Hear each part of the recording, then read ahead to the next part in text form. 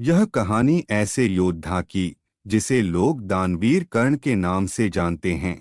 कर्ण पांडवों में सबसे बड़े थे और इस बात का पता सिर्फ माता कुंती को ही था।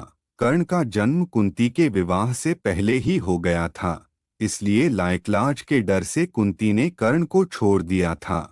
लेकिन कर्ण का जन्म कुंती के विवाह से पहले कैसे हो गया, इसके पीछे भी एक कहानी है।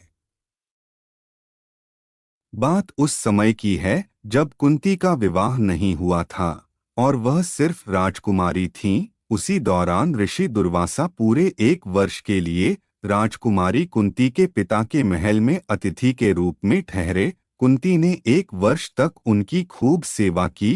राजकुमारी की सेवा से ऋषि दुर्वासा प्रसन्न हो गए और उन्होंने कुंती को वरदान दिया कि वो किसी भी देवता को बुलाकर उनसे संतान की प्राप्ति कर सकती हैं। एक दिन कुंती के मन में आया कि क्यों न वरदान की परीक्षा की जाए। ऐसा सोचकर उन्होंने सूर्य देव की प्रार्थना करके उन्हें बुला लिया। सूर्य देव के आने और वरदान के प्रभाव से कुंती विवाह के पूर्व ही गर्भवती हो गईं। कुछ समय बाद उन्होंने एक पुत्र को जन्म दिया जो सूर्य देव के समान ही प्रभावशाली था। साथ ही जन्म के समय से ही उस शिशु के शरीर पर कवच और कुंडल थे।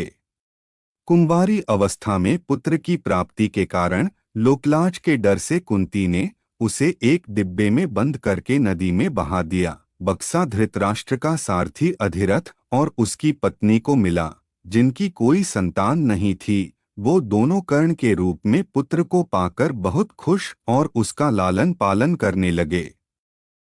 यही सूर्यपुत्र आगे चलकर दानवीर कर्ण कहलाए और कई वर्षों बाद कुरुक्षेत्र के युद्ध में 5 पांडवों के सामने वह एक शक्तिशाली योद्धा के रूप में खड़े रहे।